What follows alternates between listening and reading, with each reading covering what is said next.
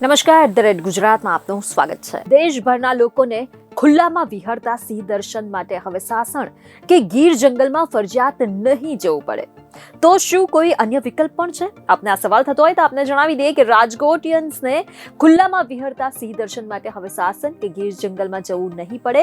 જી હા, આ વાત સાચી છે। રાજકોટ નજીક હવે સિંહોની ડણક સંભળાય તે દિવસો દૂર નથી રહ્યા। રાજકોટ મહાનગરપાલિકાએ શહેર નજીક જંગલ સફારી માટે ઘડેલા પ્લાનને મંજૂરી મળી ચૂકી છે અને અત્યાર સુધી જેની કલ્પના થઈ એવા પ્રોજેક્ટને જમીન પણ લાગુ કરવા માટે કામ પણ શરૂ થઈ ચૂક્યું છે।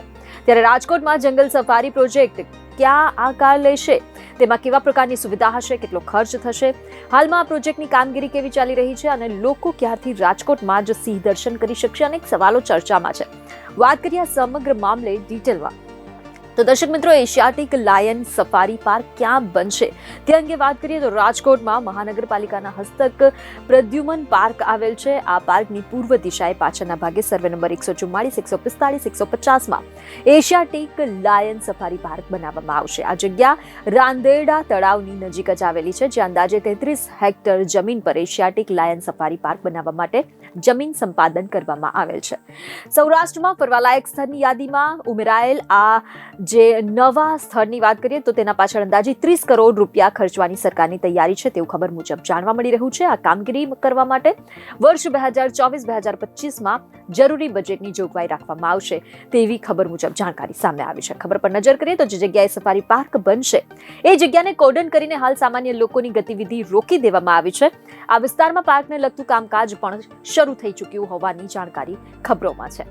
રિપોર્ટ અનુસાર રાજકોટ પાસે Asiatic lion safari park Sasan તેમજ દેવળિયા પાર્કને ધ્યાને રાખીને જ બનાવવામાં આવી રહ્યું છે। અત્યારે રાજકોટ પાસે વૃક્ષોની સંખ્યા જરૂરિયાત કરતાં ઓછી છે, જેથી જમીન સમતળ કરવાની સાથે જ સિંહોને અનુકૂળ આવે તેવી રીતે વૃક્ષારોપણ પણ થઈ રહ્યું છે। અહેવાલો મુજબ રાજકોટ મહાનગરપાલિકાના કમિશનરનું કહેવું છે કે વર્ષ 2026ના અંત સુધીમાં સફારી પાર્ક શરૂ કરવાનું આયોજન છે। મીડિયા રિપોર્ટ અનુસાર રાજકોટમાં લાયન બ્રીડિંગ સેન્ટર છે, જેમાં 15 જેટલા સિંહ છે, જેમાંથી એક સિંહણની જોડીને શરૂઆતના તબક્કે નવનિર્મિત લાયન સફારી પાર્કમાં મૂકવામાં આવશે। ધીમે ધીમે બ્રીડિંગ પ્રોસેસથી પાર્કમાં સિંહોની સંખ્યામાં વધારો થતો જશે। ભવિષ્યમાં જરૂરિયાત મુજબ પાર્કનો વિકાસ પણ કરવામાં આવશે। જેમ જેમ સિંહની સંખ્યા વધશે તેમ તેમ સુવિધાઓમાં પણ વધારો કરવામાં આવશે।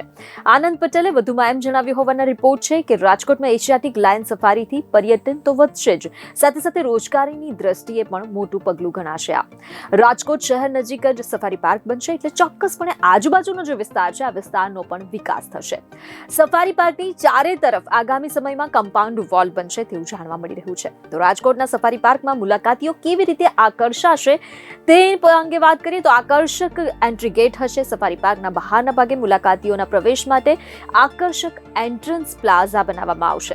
ઇલેક્ટ્રિક વાહન સિંહ દર્શન કરવા માટે ઈચ્છતા મુલાકાતીઓને ઇલેક્ટ્રિક વાહન મારફતે પાર્કમાં ફેરવવામાં આવશે। પાર્કિંગને લઈને વાત કરીએ તો મુલાકાતીઓના વાહન માટે વિશાળ પાર્કિંગ વ્યવસ્થા પણ કરવામાં આવશે। રેસ્ટિંગ શેડ કોમ્પ્લેક્સ, જો મોટી સંખ્યામાં મુલાકાતીઓનો ધસારો જો થાય છે તો લોકો કોઈ એક જગ્યાએ થોડા સમય માટે રોકાઈ શકે એ માટેની સુવિધા પણ ઊભી કરાશે। ચિલ્ડ્રન પ્લે એરિયા પણ બનશે। જી હા, નાના બાળકોને આકર્ષાય તે માટે સફારી પાર્કના જ એક વિસ્તારમાં રમતગમતની વ્યવસ્થા પણ હશે। આ ઉપરાંત સફારી પાર્કના મુલાકાતીઓ માટે ફૂડ કોર્ટ, ફિલ્ટર પાણી તેમજ સેલ્ફી પોઈન્ટ જેવી ઘણી બધી સુવિધાઓ પણ હશે તેવું જાણવા મળી રહ્યું છે। શું કહેશો આ અંગે કમેન્ટ કરીને ચોક્કસથી જણાવજો, ખાસ રાજકોટિયન્સ। બીજી અને ખબરો સાથે ફરી મળીશું। ધન્યવાદ।